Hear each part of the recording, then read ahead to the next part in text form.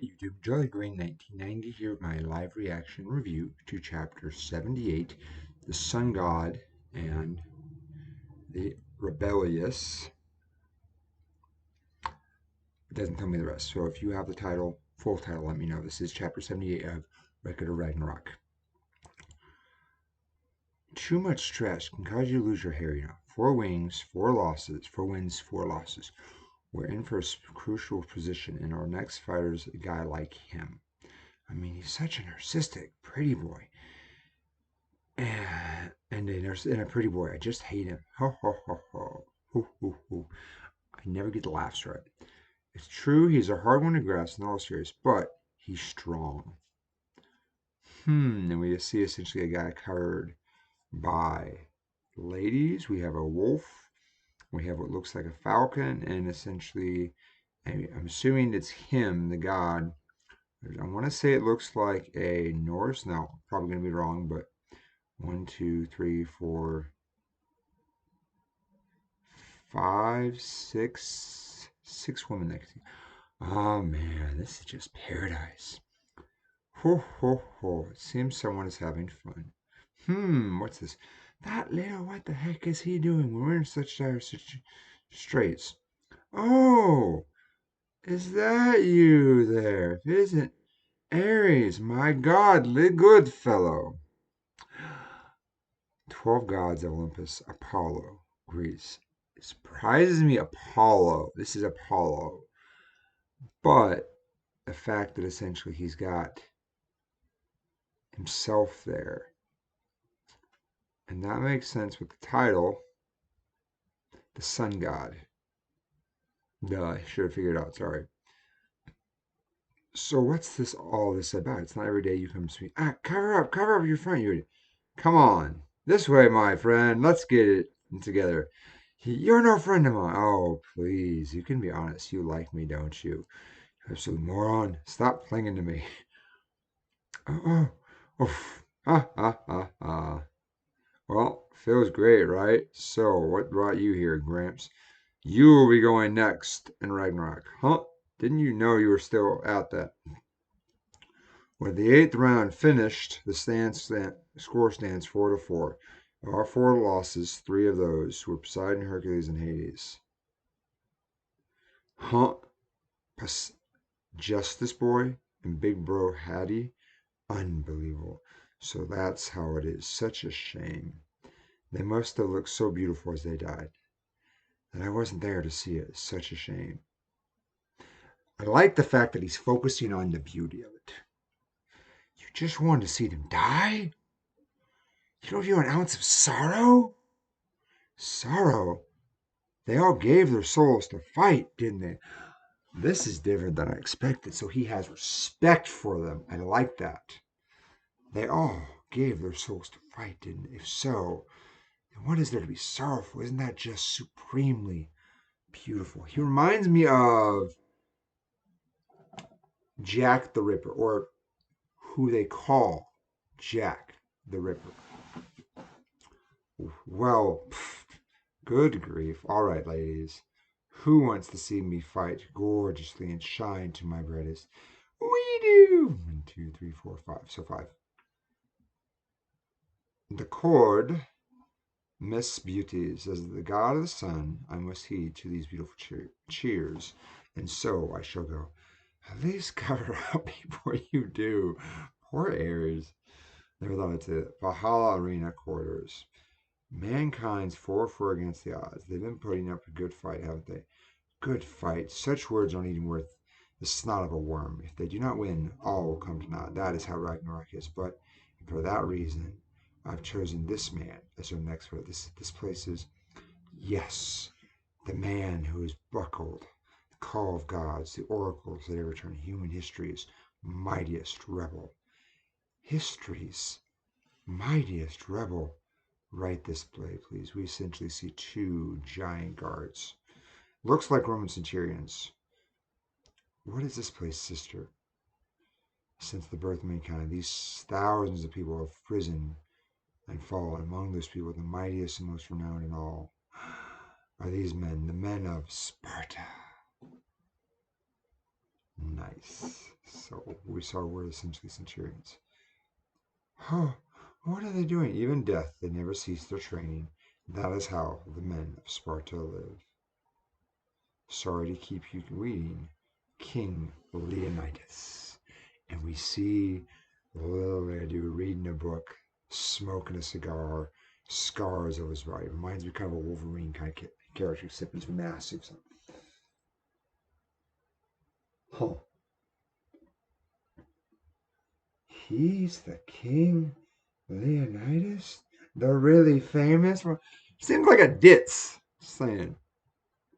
Mankind's representative for round 9 of Ragnarok. Nah, pass. He just flat out refused. No matter who fights in ninth round, if I'm going to be fighting, I better be the opener or the closer. And don't come back to him. What's his problem? He's got way too big a hit. Is that so? How unfortunate.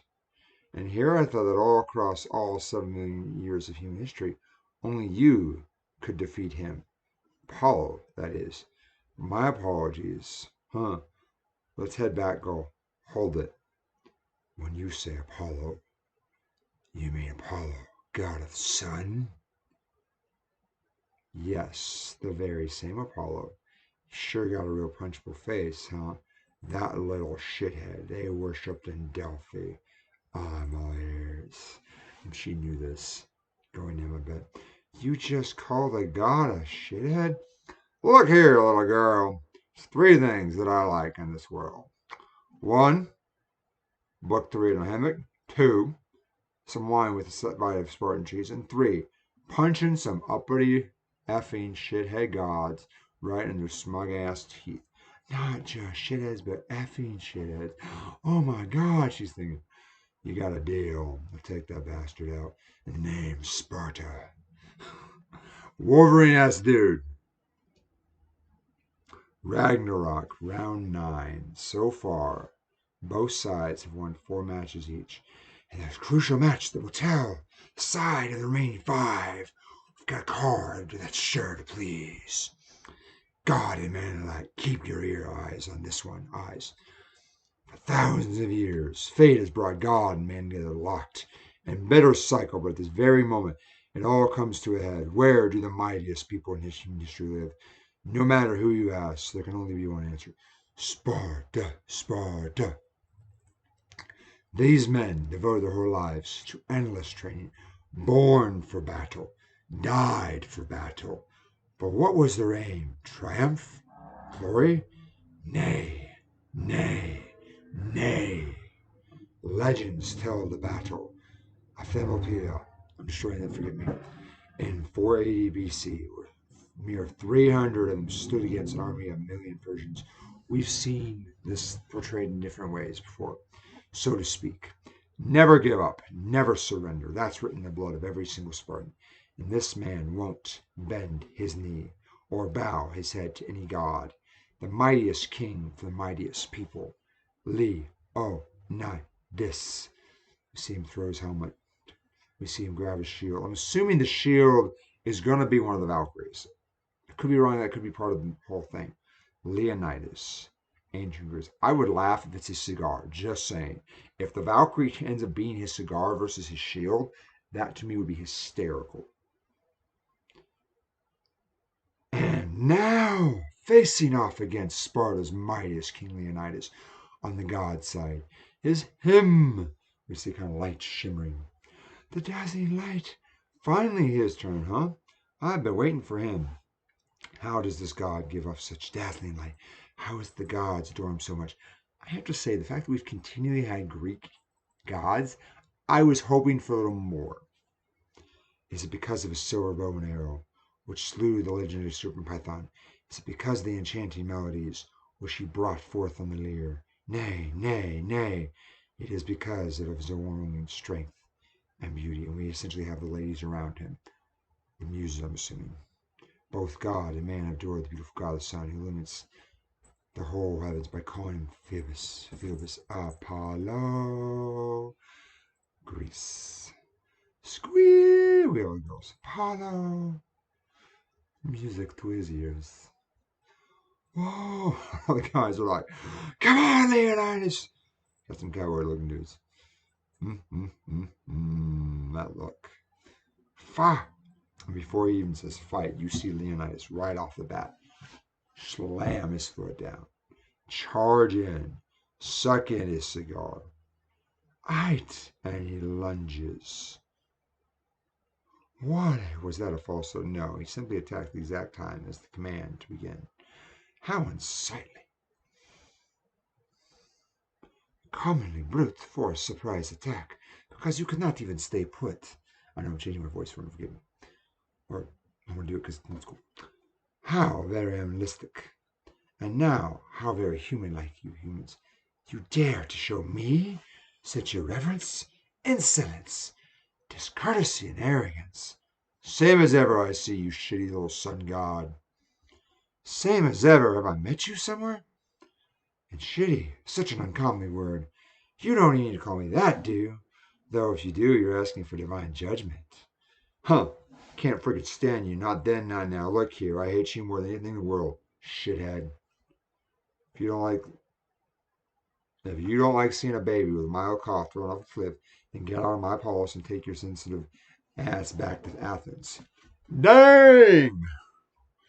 This was a good chapter with introduction of the different gods. So, surprisingly, we had a decent transition. So, starting off essentially with Ares, Zeus, and Hermes making their way to Apollo. So, you always know I do transition, character, story. So, we have them essentially meeting Apollo. Leading into, you could argue is different, but I would still say the same.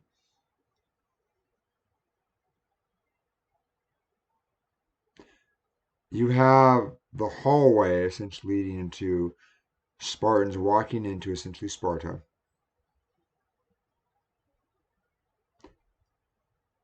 And then you have the main fight. So the arena. So you could argue 3 or 5 because you have the different hallways. To me, that's still not bad pacing. We have literally 3 main areas. We literally have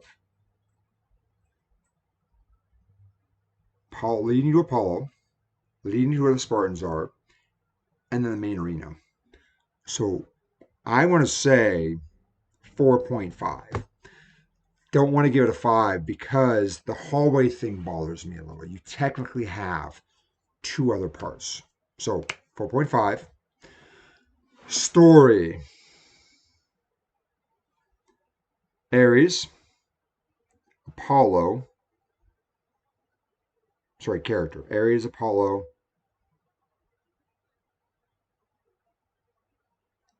The main Valkyrie, I always forget her name. Leonidas. And the little assistant girl. And then the speaker. So starting right off the bat with Ares, the fact that his character goes down for me a little. For the fact that he's so frustrated by Apollo. And Ares is always supposed to be the god of war, but he kind of always comes off as a goof and idiot. Whereas that to me kind of his character goes down with a little the fact that, he's making a bumbling fool of himself. And then jumping right into, I love Apollo's character. I like the fact that he comes off very, he's strong, but doesn't really bother him. But it's only things are beautiful. I love his line here, where he kind of, he said, they all gave their souls to fight, didn't they? So then what is there to be sorrowful? Isn't that just simply supremely beautiful? And so to me, the fact that everything has to be beautiful. And then also, you kind of get the idea in the last thing. He's one of those essentially, if you don't worship him, you got a problem. And I mean, he's straight up, he's like, everything's beautiful. And so but he's emanating this power. And so I'm very curious to see how this fight's going to turn. Then the head Valkyrie, the fact that she still has a plan. I think we all know she's essentially trying to get Siegfried, and it feels like. And so then, even when she's talking to Leonidas, and he's like, I'm going to do it, but she knows how to lure him in. She's done her research. So to me, bravo to her for that. The little one is always kind of Valkyrie to me, her sidekick. Always feels like she's quick to react. Everything, her judgments, her expressions, everything's right on her face. She's quick to react. Boom, boom, which works for her, but I don't particularly like that. I think you're supposed to be essentially setting up for these next stuff, and yet no. And so to me, I don't particularly like her character with that. I do love Leonidas. He comes off very Wolverine-esque. He's the macho, and literally you have this is right in church. You have Sparta. This is where the guys are training. Literally, here's the manliest of the men, not training. He's smoking a cigar, and he's reading a book. And so, I do like the fact though that some things are beneath. Acts like he's beneath him, but he has a grudge against Apollo. We don't know yet, but it's kind of shrouded in mystery, and so I like that about him. And then the announcer for me, or Leonidas too, the fact that he knows when to attack and when not to. I mean, literally, he jumps, but he doesn't physically attack until the announcer physically says fight, finishes the word fight.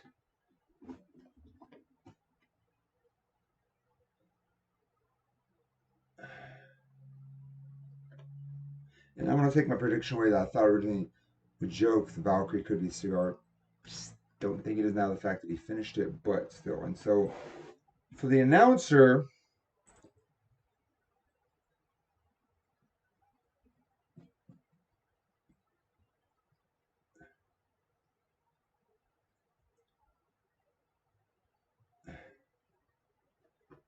he's surprised, but he's not thrown off by it, it feels like. So character.